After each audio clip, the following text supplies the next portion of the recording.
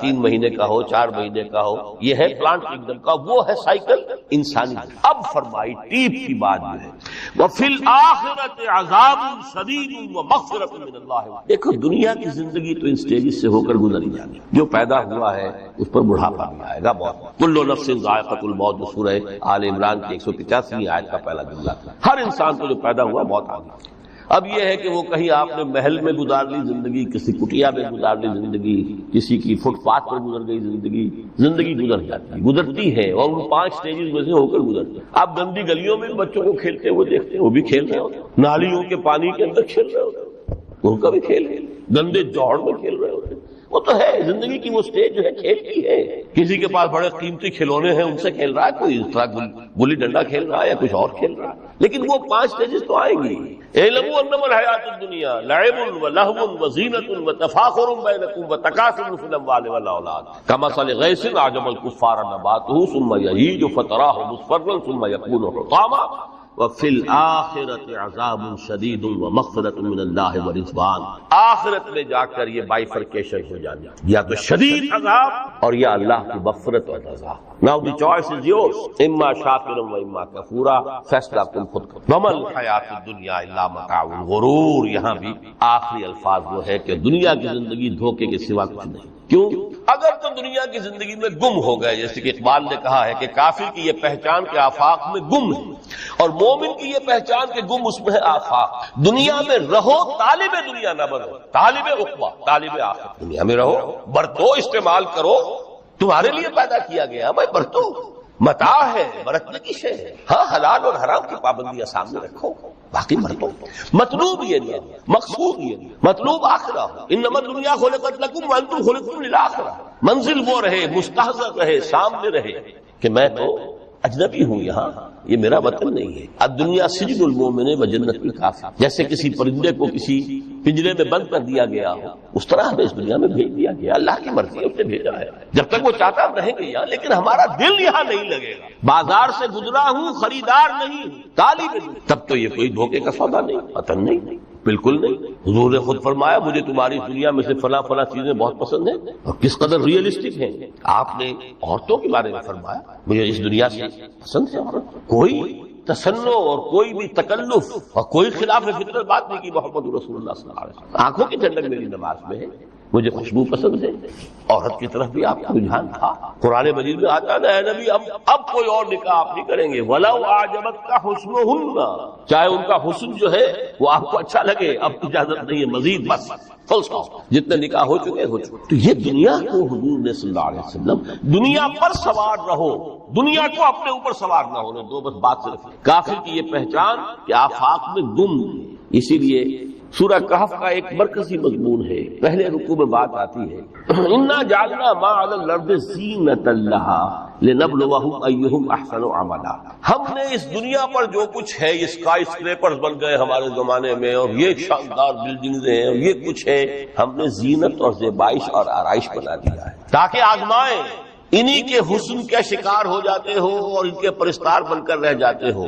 رخ روشن کے آگے شمع رکھ کر وہ یہ کہتے ہیں ادھر جاتا ہے دیکھیں یا ادھر پروانہ آتا ہے، پھر بھی اللہ ہی کے عاشق بنے رہو، اللہ ہی سے محبت کرو، کامیاب ہو گئے۔ دنیا کو برتو۔ اگر دنیا یہ عروس 1000 داماد جو ہے، اگر کہیں یہ محبوبہ بن گئی تو ختم۔ اچھا دیکھیے اس سورہ حدید میں اب یہ دنیا کی حقیقت کو اس طرح بیان کر کے 2 نتیجے جو اس سے نکلتے ہیں ان کو علیحدہ علیحدہ بیان کر دیا۔ ایک نتیجہ جو میں بیان کر چکا، رحمانیت، ترک دنیا، اس کی نفی کرتے ہوئے فرمایا وَلَقَدْ أَرْسَلْنَا نُوحًا وَإِبْرَاهِيمَ وَجَعَلْنَا فِي ذُرِّيَّتِهِمَا النُّبُوَّةَ وَالْكِتَابَ فَمِنْهُمْ مُهْتَدٍ وَكَثِيرٌ مِنْهُمْ فَاسِقُونَ ثُمَّ قَفَّيْنَا عَلَى آثَارِهِمْ بِرُسُلِنَا وَقَفَّيْنَا بِعِيسَى ابْنِ مَرْيَمَ وَآتَيْنَاهُ الْإِنْجِيلَ وَجَعَلْنَا فِي قُلُوبِ الَّذِينَ اتَّبَعُوهُ رَأْفَةً وَرَحْمَةً وَرَهْبَانِيَّةً ابْتَدَعُوهَا مَا كَتَبْنَاهَا عَلَيْهِمْ۔ اصل مضمون یہ تھا جس کے لیے تمہید اتنی لمبی باندھی، ہم نے نوح کو بھیجا، ابراہیم کو بھیجا، ان کی اولاد میں ہی نبوت اور کتاب رکھ دی، پھر ان کے نقش قدم پر ہم نے اٹھایا عیسیٰ ابن مریم کو، انہیں انجیل دی، اور جو لوگ ان پر ایمان لائے ان کے دلوں میں رحمت اور رافت کے جذبات پیدا کر۔ انسانی ہمدردی. حضرت عیسیٰ کا جو اپنا مزاج تھا، ظاہر بات ہے کہ آپ کے حواریین اور آپ پر ایمان لانے والوں میں اسی کا ایک عکس پیدا ہونا تھا، لہذا وہ ایک خاص کیفیت لے کے فرمایا ایک شے کیوں انہوں نے بدعت کے طور پر ایجاد کر لیا، وَرَهْبَانِيَّةً ابْتَدَعُوهَا مَا كَتَبْنَاهَا عَلَيْهِمْ. رہبانیت کی انہوں نے بدعت ایجاد کر دی، یہ انہوں نے کی، ہم نے یہ ان پر فرض نہیں کی. یہ ہے وہ منفی نتیجہ. گریز، خانقاہوں میں جا کر بیٹھ جاؤ، موناسٹسزم، تجرد کی زندگی گزارو. نتیجہ اس کا کیا نکلتا ہے کہ بظاہر راہب اور راہبائیں رہ رہی ہیں اور رہ رہے ہیں، اور اندر جو حرام کاری کے بازار چل رہے ہیں، اور تہخانوں کے اندر حرامی بچوں کی قبروں کے قبرستان بنے. ہسٹری آف کرسچین موناسٹسزم پر کتابیں پڑھ لیجیے، خود انہوں نے اپنے سارے جو ہیں بخیے اجیڑ کر خود رکھ دی. یہ رہبانیت، یہ اسلام کا راستہ نہیں ہے. احادیث کے حوالے سے میں آپ کے سامنے پہلے بیان کر چکا ہوں. میں بعد میں تھوڑا سا عرض کروں گا کہ ہمارے ہاں بھی یہ رسم کیوں آئی اور کیسے آئی.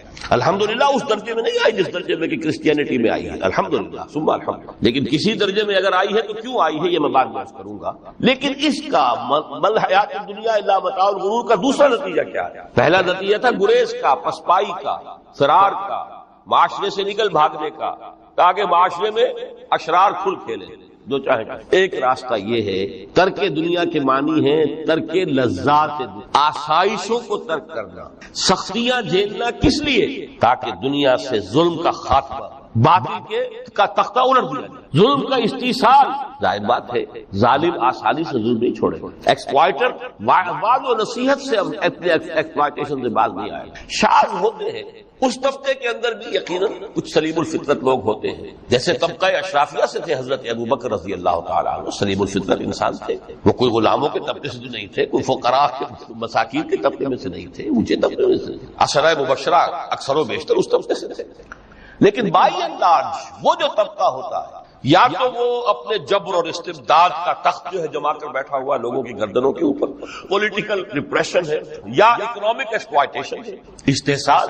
محنت لوگ کریں، کھائیں گے ہم، عیش کریں گے. محنت کسان کرے جا کے کھیت میں، ہم لے آئیں گے اپنا حصہ اور عیش. یا کوئی سوشل ڈسکریمنیشن ہے، یہ اونچا ہے، یہ نیچا ہے، یہ تو پیدا ہی ہوا ہے شودر، یہ اس سے نکل ہی نہیں سکتا، اور یہ پیدا ہوا برہمن، اونچا ہے. اس تینوں قسم کے ظلم، اس کا خاتمہ کرنا، اس کے لیے جدوجہد کی ضرورت، جہاد کی ضرورت، قتال کی ضرورت. اور جہاد و قتال آپ نہیں کر سکتے جب تک کہ لذات دنیاوی سے کنارہ کشی نہ کریں، جب تک کہ اپنی بیلٹ کو ٹائٹ نہ کریں، جب تک کہ اپنی ضروریات زندگی کو کم نہ کریں. ضروریات زندگی کم کریں گے تو تفریغ الاوقات ہوگا، جو تبلیغی بھائیوں کی اصطلاح ہے بہت اہم ہے. اپنے وقت کو فارغ کر سکیں. اس وقت کو فارغ کریں گے تو پھر وہ جد و جہد، وہ محنت، وہ جہاد، اس کے لیے آپ کے پاس وقت ہوگا، اس کو آپ لگا سکیں. پھر اس میں جب سخت سے سخت منزلیں آئیں گی تو اس میں میدان میں مقابلہ بھی ہوگا، جان کی بازی بھی کھیلنی پڑے گی. اس میں قید و بند کا وقت بھی آ سکتا ہے. 3 برس تک اگر محمد عربی صلی اللہ علیہ وسلم پورے خاندان بنی ہاشم کے ساتھ بدترین اسیری سمجھ لیجئے شیب بنی ہاشم میں جو رہے،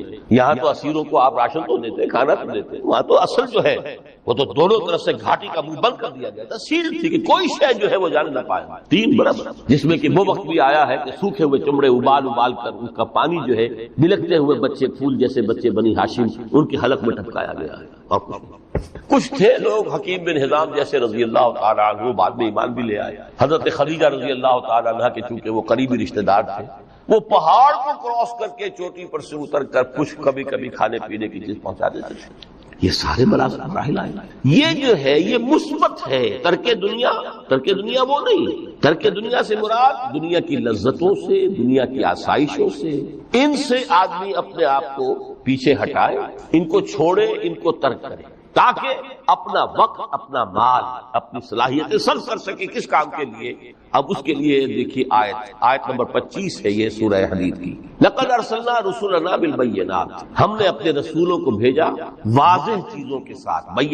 بینہ وہ شے جو خود ظاہر ہے. آفتاب آمد، دلیل آفتاب. جب سورج طلوع ہو گیا وہ خود اپنے وجود پر دلیل ہے، اس کے لیے کسی اور اضافی دلیل کی ضرورت نہیں کہ سورج موجود ہے، وہ تو ہے، سب کو نظر آ رہا ہے. تو بینات سے مراد معجزے بھی ہیں، اور وہ تعلیم جو ہے بنیادی دین کی کہ جو فطرت انسانی کی جانی پہچانی ہوئی ہے، دونوں پر اس کا اطلاق ہو جائے گا. لقد ارسلنا رسلنا بالبینات وانزلنا معهم الکتاب والمیزان، اور ہم نے ان کے ساتھ کتاب اتاری، میزان اتاری.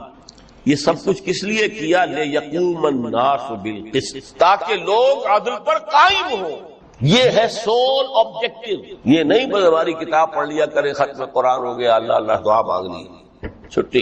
قائم کرو اس کو، وہ میزان عدل نصب کرو، ہر ایک کو وہی تل کر ملے جو اس کا حق ہے، اور ہر ایک سے وہ لیا جائے کہ جو اس کے ذمہ واجب ہے. اگر یہ نہیں تو بابا پھر سب کہانیاں ہیں، شریعت اور دین اور نماز اور روزہ اور حج کوئی.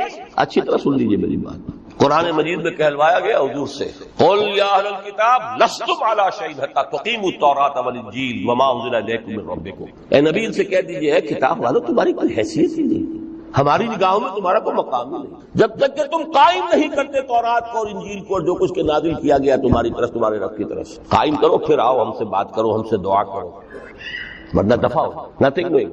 we don't care for you. لستم علی شیء حتی تقیموا التوراۃ والانجیل وما انزل الیکم من ربکم. اب قانون خداوندی تو بدلتا نہیں ہے، نہ فرام پرسن ٹو پرسن، نہ فرام نیشن ٹو نیشن، نہ فرام امہ ٹو امہ، اٹل ہے.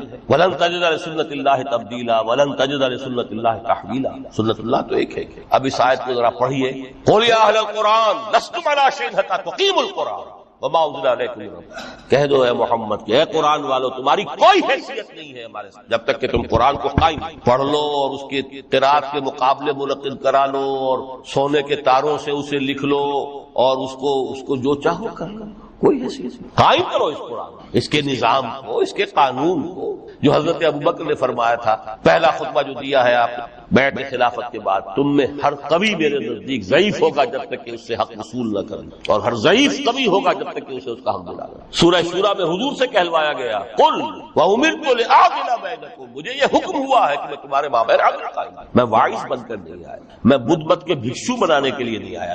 ہاں انقلابی عمل میں ایک مرحلہ آتا ہے، بدھ مت کے بھکشو بننا پڑتا ہے کچھ عرصے کے لیے، تیاری کا مرحلہ، وہ میں ابھی بعد میں ذرا بیان کر دوں. لیکن مستقل نہیں ہے یہ بدھ مت کے بھکشو. یہ بدماش جس طرح چاہیں کھل کھیلے، ظالم جس طرح چاہیں لوگوں پر ظلم کرتے رہے، تشدد اور جبر کا جس طرح سے چاہے معاملہ کرے، استحصالی نظام جس طرح ہوتا ہے چلتا رہے.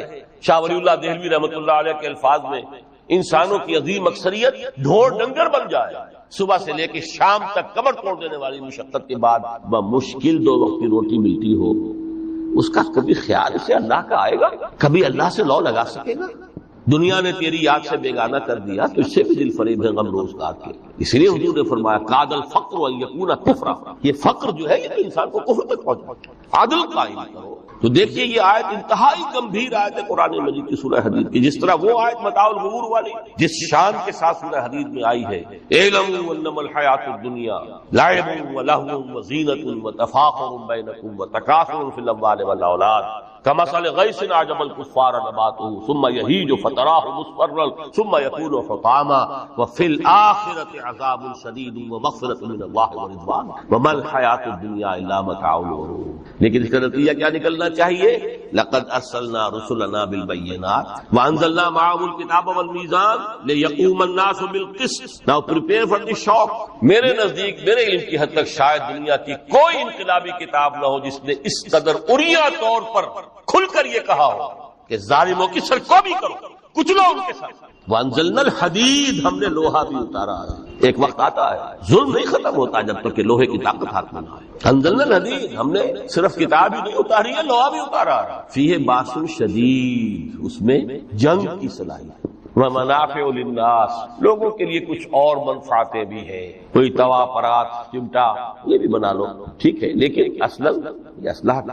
وانزلنا الحدید، اسی تو سورہ حدید کا نام حدید ہے. فیہ باس شدید ومنافع للناس ولیعلم اللہ من ینصرہ ورسلہ بالغیب. اللہ دیکھنا چاہتا ہے کون ہے اس کے وفادار بندے جو اس لوہے کی طاقت کو ہاتھ میں لے کر مدد کرتے ہیں اس کی اور اس کے رسولوں کی غیب میں ہونے کے باوجود. ان اللہ قوی عزیز، ویسے اللہ قوی ہے، عزیز ہے. آنے واحد میں کفر کو ختم کر دے جب چاہے، آنے واحد میں ظالموں کا ظلم جو ہے وہ ختم کر کے رکھے، وہ سب کچھ کر سکتا ہے. لیکن پھر تمہاری آزمائش کیسے ہوگی؟ کیسے معلوم ہوگا who's who، کس کا کیا مقام، کس کے پاس کتنا یقین کا سرمایہ تھا، کس کے ایمان کی گہرائی اور گہرائی کا کیا عالم تھا، کس نے ہمارے دین کے لیے کیسی کیسی قربانیاں جھیلی ہیں. یہ ہے ترک دنیا جو موسٹ پروفاؤنڈ نتیجہ خیز ہے. خیر کو وجود میں لانے کے لیے ہے، لیکن اس کی مثالیں موجود ہیں۔ حضرت مصعب بن عمیر رضی اللہ تعالی عنہ ایام جاہلیت میں کہا جاتا ہے ان کا جوڑا جو ہے شام سے تیار ہو کر آتا تھا، جیسے کبھی مشہور ہے کہ پنڈت نہرو کا بھی کپڑے سل کر آتے تھے پیرس سے، موتی لال نہرو کا بیٹا، اور موتی لال نہرو وہ تھا کہ وائس رائے کی پہلی کار آئی ہے ہندوستان میں تو دوسری کار موتی لال کی آئی، اس کا بیٹا، اس کے کپڑے پیرس سے، مصعب بن عمیر کے کپڑے شام سے تیار ہو، اور وہ ہمیشہ عطر میں بسے ہوئے ہوتے، یہاں سے گزر گئے معلوم ہوا کہ پوری گلی جو ہے وہ مہک، معلوم ہو جائے کہ مصعب گزر آیا، ایمان لائے محمد رسول اللہ صلی اللہ علیہ وسلم۔ باپ فوت ہو چکا تھا، اس کی چھوڑی ہوئی دولت تھی، ماں تھی، لیکن وہ خاندان کا نظام، چچا تھا سربراہ، وہ بدترین کافر، اس نے پہلے سمجھایا ہوگا 100 طریقے آزما کر پھر آخری بار اس نے آزمایا کہ جس دولت کے اوپر تم عیش کر رہے ہو یہ تمہارے مشرک باپ کی دولت ہے، نکل جاؤ گھر سے۔ انہوں نے سمجھا تھا جیسے سورہ صافات میں آتا ہے فارادوا بہ کیدا فجعلناہم الاسفلین، انہوں نے حضرت ابراہیم کے بارے میں سمجھا تھا جب دیکھیں گے کہ آگ تیار ہو رہی ہے اور یہ اس میں مجھے ڈال دیں گے تو سب یہ نشہ حرم ہو جائے گا، یہ توحید وعید سب ہوا ہو جائے گی، لیکن ہوا کیا؟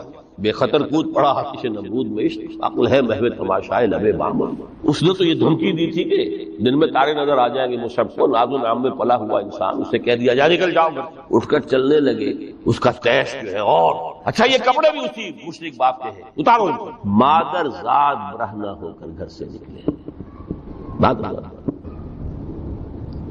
پھر وہی ہے کہ جن کے نام قرائے فال بنا میں من دیوانہ زدند، بیعت عقبہ اولا ہوئی ہے، لوگوں نے کہا کہ ہمیں کوئی مقری دیجئے قرآن پڑھانے والا جو ہمیں قرآن پڑھائے، حضور نے فرمایا جاؤ مصعب، وہ مصعب وہاں جا کر مدینے میں المقری بن گئے، وہ آ رہا پڑھانے والا، اور 1 سال کی محنت دعوت اور تبلیغ اور قرآن کے پڑھانے کے نتیجے میں اگلے سال 75 افراد لا کر ڈال دیا، یہ مصعب۔ شہادت ہوئی ہے غزوہ بدر، ایک مرتبہ اس سے پہلے کا واقعہ بھی ہے کہ حضور مسجد میں تشریف فرما تھے، سامنے سے حضرت مصعب گزرے، ایک پھٹا ہوا سا کمبل جسم کے گرد بیٹھا ہوا، حضور کی آنکھوں میں آنسو آ گئے، آج کجا کعبے کجا، دیوانہ جو ہے اللہ کا اور رسول کا اور دین کا کہاں سے کہاں پہنچا۔ غزوہ احد میں علم ان کے ہاتھ، جس ہاتھ میں علم ہے بار پڑا، کٹ گیا، اس کو بھی کٹ گیا، پھر دونوں بچ گئے تھے حصے ان سے سنبھالا، پھر شہید ہو گئے، جسم پر صرف ایک چادر، اوپر سے جسم ننگا، صرف ستر کے لیے دفن کرنے لگے تو مسئلہ یہ پیش آ گیا کہ چونکہ شہید یہ تو کفن جو ہے اس کا اپنا جو بھی لباس پہنا ہو شہادت، حضور سے کہا کہ حضور مصعب کی چادر تو اتنی چھوٹی ہے کہ سر ڈھانپتے ہیں تو پیر کھل جاتے ہیں، پیر ڈھانپ، فرمایا سر کو چادر سے ڈھانپ دو اور پیروں پر ازخر گھاس لا کر، یہ آخری لباس، یہ ترک دنیا میں ایمان، مثبت عمل، جہاد کے لیے، قتال کے لیے، اللہ کی راہ میں جد و جہد، اپنے معاش معاملے کو پیچھے رکھے، کم کرنا، کم سے کم تر کرتے، اور زیادہ سے زیادہ وقت، زیادہ سے زیادہ مال، زیادہ سے زیادہ صلاحیت نکالتے چلے آنا دین کی جد و جہد۔ یہ ہے در حقیقت کہ جو ترک دنیا ہے پروفاؤنڈ، نتیجہ خیز، ظلم کے استحصال، حق کا بول بالا کر، عدل کے نظام کو برپا کرنے کی، یہ ہے مثبت نتیجہ کہ جس کی طرف قرآن ہمیں لانا چاہتا ہے۔ ورنہ آج اقبال نے جو کہا کہ اسی قرآن میں ہے اب ترک جہاں کی تعلیم، جس نے مومن کو بنایا مہو پروی کا امیر، ہمارے ہاں بھی وہ خانقاہی نظام آیا، اگرچہ اس درجے نہیں آیا، یہ واقعہ ہے، کرسچین موناسٹرزم نے جس طرح کی شکلیں اختیار کی تھی وہ ہمارے یہاں نہیں آیا، اللہ کا اللہ کا، لیکن آیا ہے، وہ چیزیں مراقبے ہیں، ذکر ہیں، اشغال ہیں، پھر یہ کہ اس کے لیے یہ لطائف ہے،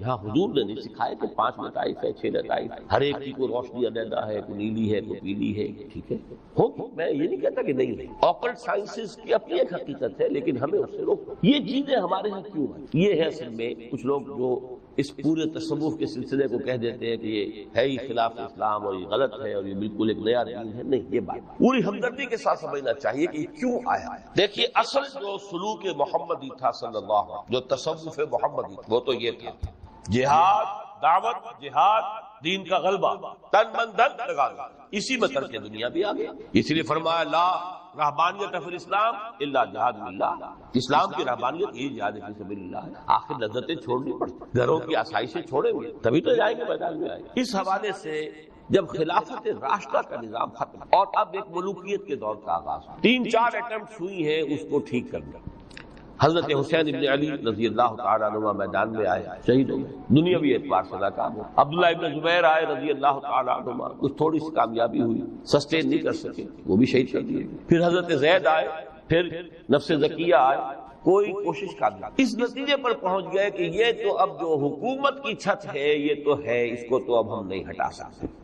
جب حکومت کو چھت کو نہیں ہٹا سکتے تو اب جہاد اور قتال کا راستہ تو بند ہو گیا ہے. تو مسلمان کلمہ گو ہیں، چاہے خود فاسق و فاجر بھی ہوں، لیکن نافذ تو شریعت کے احکام کر رہے ہیں. اس حوالے سے ہاتھ بن گئے. اس وقت پھر یہ ہے کہ جو تزکیہ نفس کے لیے یہ طریقے اختیار کیے گئے، شارٹ آف جہاد فی اللہ، شارٹ آف قتال فی اللہ.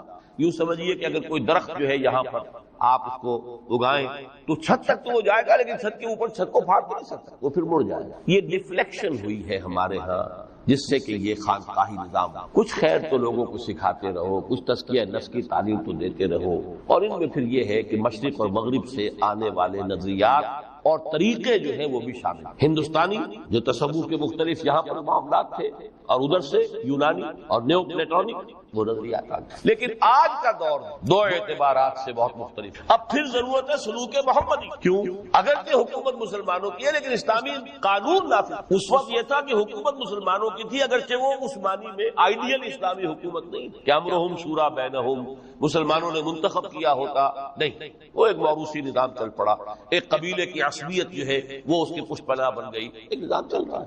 لیکن قانون اسلام کا نام، قاضی تھے، مفتی تھے، فیصلے وہی ہو رہے تھے. آج یہ کہ اگرچہ حکومت مسلمانوں کی ہے، قانون جو ہے قرآن کا. اور نمبر دو، آج انسان کا جو سوشل کانشسنس، اجتماعی شعور، وہ ترقی کر کے اس سطح تک پہنچ چکا ہے کہ ہر شہری کو حق حاصل ہے کہ نظام کو بدلنے کی. پہلے یہ ہوتا تھا کہ آپ نظام کی اصلاح کرنے کے لیے کھڑے ہوئے تو سمجھتے تھے کہ یہ حکومت کو ختم کرنا چاہتے ہیں، یہ باغی. حضرت حسین کو باغی کہا گیا رضی اللہ تعالیٰ عنہ. اب باغی جو ہے واجب القتل ہے، اسی لیے تو آخر کلمہ گو تھے وہ جنہوں نے شہید کیا حضرت حسین کو رضی اللہ تعالیٰ عنہ. اس وقت تک یہ کانسیپٹ تھا ہی نہیں کہ اسٹیٹ علیحدہ شہر، گورنمنٹ علیحدہ شہر. We are against the government, not against the state. آج تصور جو ہے بالکل کلیئر کٹ ہو گیا ہے. ہم وفادار ہیں ریاست پاکستان کی، حکومت پاکستان کی. حکومت پاکستان کو بدلنا ہمارا حق ہے، اور اس بدلنے کے دو طریقے ہیں.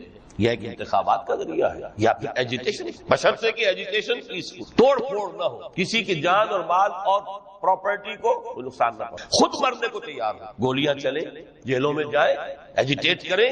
اگر جیلیں بھر جائیں گی، اگر گولیاں مار مار کر جو ہے فوج ایک وقت میں آ کر کہہ دے گی، جیسے کہ بھٹو کے زمانے میں کہہ دیا تھا، جبکہ اس نے کہا تھا میری کرسی بہت مضبوط. لیکن جب بریگیڈیئر محمد اشرف گوندل ہی ٹک دی لیڈ، پھر 3 اور آگے بریگیڈیئر ان کے ساتھ مل گئے. We are going to shoot no more, go and have a political settle. اپنی قوم کے اوپر کہاں تک گولیاں برسیں؟ Who are they? They are our thinking we are not an occupation army. Jallianwala Bagh میں اگر 5000 مر گئے یا جتنے بھی مرے تھے، جنرل ڈائر کو کہا تھا وہ ہندو تھے یا مسلمان تھے یا سکھ تھے، ہندوستانی تھے. یہاں تو جن کو ہم مار رہے ہیں وہ کون ہے؟ پاکستانی. ہو سکتا ہے جو گولی چلا رہا ہے اسی کا کوئی بھانجا بھتیجا جو ہے اس موب کے اندر موجود ہے سامنے. یہ راستہ دونوں اس وقت الیکشن کا پروسیس جو بھی لوگ سمجھتے ہیں کہ اس کے ذریعے سے یا سمجھتے رہے ہیں، آج تو میں سمجھتا ہوں کہ وقت آ چکا ہے کہ تقریباً اس پر کنسنسس ہو چکا ہے کہ الیکشن کے ذریعے سے نظام چہرے بدل جائیں گے، ہاتھ بدل جائیں گے. اس لیے کہ جو بھی پولیٹیکل سوشو اکنامک سسٹم ہے، بہتر سے بہتر الیکشن بھی ہوگا تو وہی ریفلیکٹ کرے گا. جاگیردار ہے تو 80% جاگیرداری بیٹھے ہوں گے آپ کے نیشنل سے، تو وہ زمینداری اور جاگیرداری جو ہے اس کو ختم ہونے دیں گے. ایجیٹیشن کا راستہ ہے، لیکن یہ کہ وہ ایجیٹیشن کرنے کے لیے پہلے میدان میں وہ لوگ آئیں جو اپنی ذات پر اپنے گھر میں دین نافذ کریں، اپنی معاش کو پاک کر چکے ہوں، اپنی معاشرت کو درست. یہ دو کام اگر نہیں کیے تو بہتر ہے گھر میں بیٹھے رہیں، باہر نہ نکلیں، دین کا نام نہ لیں، وہ دین کو بدنام کریں. یہ مرحلہ طے کر لیں اور پھر ایک بنیان مرصوص بن کر نہیں عن المنکر بالید. جب تک طاقت کافی نہیں ہے اس وقت تک دعوت ہے، تبلیغ ہے، خوش آمد ہے. وَلْتَكُن مِّنكُمْ أُمَّةٌ يَدْعُونَ إِلَى الْخَيْرِ وَيَأْمُرُونَ بِالْمَعْرُوفِ وَيَنْهَوْنَ عَنِ الْمُنكَرِ وَأُولَٰئِكَ هُمُ الْمُفْلِحُونَ. یہ سب زبان ہاتھ سے. جب طاقت کافی ہوگی تو اب ہاتھ سے ہو. اب ہم یہ کام نہیں کریں، اب یہ بینک نہیں چلے، گھراؤ نہیں چلے. یہ اخبارات میں جو فحاشی کے سمجھیے کہ وہ رنگین صفحات نہیں نکلنے دیں، پکیٹنگ ہو جائے. کئی دن تک کراچی میں جنگ کا گھیراؤ کیا گیا تھا MQM کی طرف سے، اور صرف یہ بات تھی کہ ہماری خبریں صحیح شائع نہیں کر رہا ہے. جب نہیں نکلنے دیا گیا جنگ، اس کے بعد صورت یہ ہو گئی کہ الطاف صاحب کو چھینک بھی آتی تھی تو پہلے صفحے میں لکھا ہوتا. لیکن کریں نا، میدان میں آئے نا. یہ ہے اصل میں وہ تصوف کے جو اب بالکل سلوک محمدی صلی اللہ علیہ وسلم کا جو اصل سلوک تھا، وہ تصوف تھا. وہ ترک مالی ولی انما مثلی کراکب استظل تحت شجرۃ ثم راح، اس کے ضمن میں فرمایا گیا ہے سورہ توبہ کی میں آیت نمبر 24 آپ کو سنا. فرمایا قل ان کان آباؤکم وابناؤکم واخوانکم وازواجکم وعشیرتکم واموال اقترفتموها وتجارۃ تخشون کسادها ومساکن ترضونها احب الیکم من اللہ ورسولہ وجہاد فتربصوا حتی یأتی اللہ بکم واللہ لا یہدی۔ اے نبی ان سے کہہ دیجئے لوگوں اگر تمہیں اپنے باپ اور اپنے بیٹے اور اپنے بھائی اور اپنی بیویاں یا بیویوں کے لیے شوہر اور اپنے رشتہ دار اور وہ مال جو تم نے بڑی محنت سے جمع کیے ہیں اور وہ کاروبار جن کی کساد کا تمہیں اندیشہ رہتا ہے کہیں مندہ نہ ہو جائے، اور وہ بلڈنگیں، وہ حویلیاں، وہ کوٹھیاں جو تمہیں بڑی پسند ہیں، بہت چاؤ سے بنائی ہیں، ڈیکوریٹ کی ہیں، ڈیکوریشن پیسز کہاں کہاں سے لا کر ڈرائنگ روم میں رکھے ہیں، اگر یہ 8 نے محبوب